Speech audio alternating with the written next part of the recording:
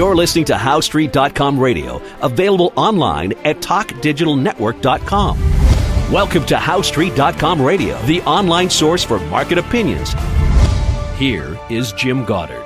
My guest is David Smith, Senior Analyst for the Morgan Report, which you can find online at silver-investor.com. Welcome to the show, David. Hello, Jim. The headline of today's show, How to Improve Your Trading by Losing Your Mind. You know, Jim, it's kind of interesting how the markets move. They're moved by herds and by people that keep doing the same responses all the time, by and large. Most of us don't make very much money, and we give all of it back, but a few people do really, really well. And it seems what they've done is to be able to go against the normal thought processes, and they've retrained themselves.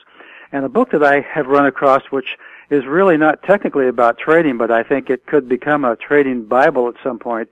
It's a book by Dr. Joe Dispenza, and his most recent book is called You Are the Placebo, and the earlier book is called Breaking the Habit of Being Yourself. And the premise of his book, one of the main ideas, is that we allow ourselves to repeat our past, which for most of us doesn't work too well, by kind of rewinding the types of responses that we've had to certain events time after time, and we get the same kind of results because it didn't work very well then and they don't now. And the only way to get around that is to change that recording that you have and start responding differently to get the results that you'd really like to have. Well, how do you go about doing that?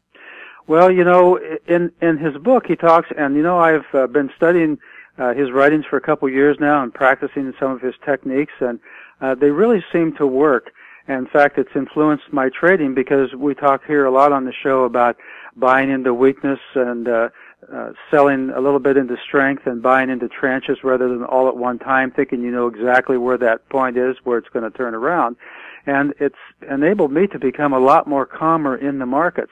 And essentially what he says is that you start out with a thought, which then influences your body and starts to cause it to have physiological changes and creates an emotion. And then that emotion is played out by you doing something based upon what's happened in the past. And so if you are thinking, let's say if the market's going down and you have a position and you're afraid of a loss, and you start thinking, gee, the market's going to go even farther and I'm going to lose a lot of money, then your body starts reacting and you become fearful, literally, psychologically and physically. And then if you get fearful enough, you're going to sell right at the bottom before it turns around. And I can remember in some of my early days of trading, that's exactly what I would do. I would sometimes sell within hours on the same day that a market that I was involved in, like the soybean market, which is very volatile, was getting ready to turn around. And time after time, it would move in the opposite direction just after I couldn't stand the pain any longer. And so what I started doing, largely as a result of reading Dr. Joe's works, is to, when I had that thought, when I had the thought of the fear of loss, I would just take that and let that thought just go right away and see myself as observing the thought rather than it as being me. And I would replace it with a different thought, which is to become confident in what I was doing and not be fearful when prices went down. And because I had not bought all of my position at one time, I was able to buy more, which I had planned on doing anyway if the price dropped. And that made me feel even more confident. And so I get to the point where often when I have a plan like this, when the market's going down, I'm actually kind of cheering it a little bit so that I can buy that second or third tranche. And it really does make a difference. It has enabled me to be calmer in the market, to make more profitable trades, and to not have very many times where I sold out right at the bottom because I couldn't stand the pain any longer. That's where people who invest every month a certain amount, not throwing everything in at once, those are the ones where you explain to your friends, why are you buying right now? That stock is falling like a rock. Yes, remember, I'm buying more stock with less money. So when the markets go up again, I've got a lot in hand. Right, and the important thing on this is that was their plan initially, to dollar cost average or to buy down into weakness, and that's totally different than doubling up because the price went down and you want to get back to even faster. It's a whole different mindset, and a lot of times people don't see it this way, but it is really true. So what you're doing, you're not allowing your emotions to drive you in directions that you really don't want to go.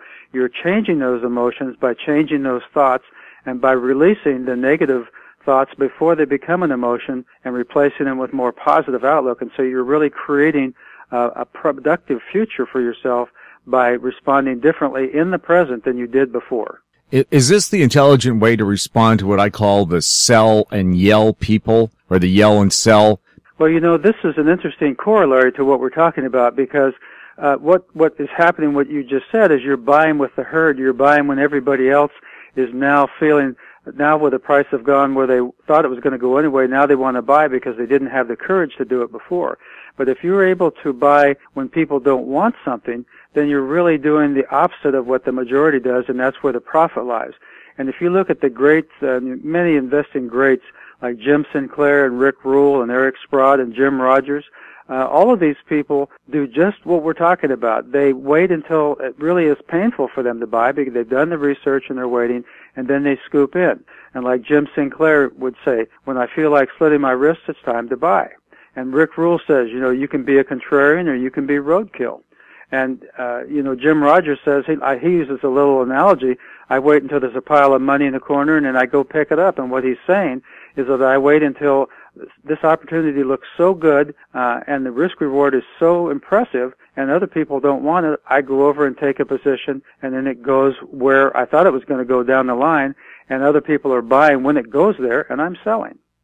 Let's take a look at gold and how people react. When the price comes down, you have people pulling their hair out. Oh my God, it's coming down. Well, that's only if you plan to sell right away and make a big profit. Others, as you were saying, Rick Rule would say, no, I'm cheering for it to go down because that's when I swoop in. And just speaking of gold specifically, with China still on now, I would say it's a 3-year program of buy every piece of gold they can find. You know that just out of physical demand, the price is going to jump, and it will probably jump dramatically when it does start going up again. Well, the demand that they have in the market is sustained, and they buy throughout the price range. And for us, if we look at the range, let's say gold has a range of 1280 to 1340, buying at 1330 is not the best thing to do. But if you try to buy down at 1300 or 1290, you're buying at the bottom of that range, and so the risk reward increases for you by buying at the bottom of a trading range rather than buying in the middle of it. And we think, but here, this is because of fear of the market getting away from you, and fear of losing out if you don't get involved. So that's one of the two kinds of fear. The other kind of fear being fear of loss. So a lot of people get kind of chopped up in these wide trading ranges because they don't wait until it gets to the lower end of the range, or they don't buy in tranches, and they end up trying to buy all at once, and then if it's not quite at the right price, then they become fearful. So this is all part of the warp and weave of being able to change yourself literally by losing your mind, losing that old mind, and replacing it with a new one that responds to what the market really does, not what the crowd does. And so you become more calm and comfortable, you make profitable decisions, and you respond from confidence rather than from fear. So, David, you're saying we should lose our minds. How should we do that? And we're not talking about drinking a teapot full of LSD. You lose your old mind by changing your behaviors and changing your thought processes. And so what you do is you see yourself making these decisions that are correct ones, buying into weakness, building your position slowly, dollar cost averaging, buying these mining shares and after you've done due diligence on a particular company, collecting the physical metal over time. And you do just the opposite of what the crowd does, and you take the longer view and you have the bigger picture.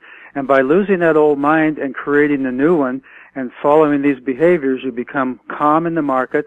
You never feel that you know where the bottom is, but you buy in tranches. This is something we've talked about for years. And it enables you to feel comfortable when prices are declining because you know you can buy more for your money. And then when prices rise, you simply sit there and watch what's going on, and you don't try to jump in and buy more. And you don't have that fear of missing out because you've already taken a position. And when the price goes down, you don't have the fear of loss because you expect it to go lower, and if it does, you buy more. And so you, in effect, are making yourself quite calm in the markets while everybody else is running around like the proverbial chicken with their head off. And a quick question, how is our pal Palladium doing?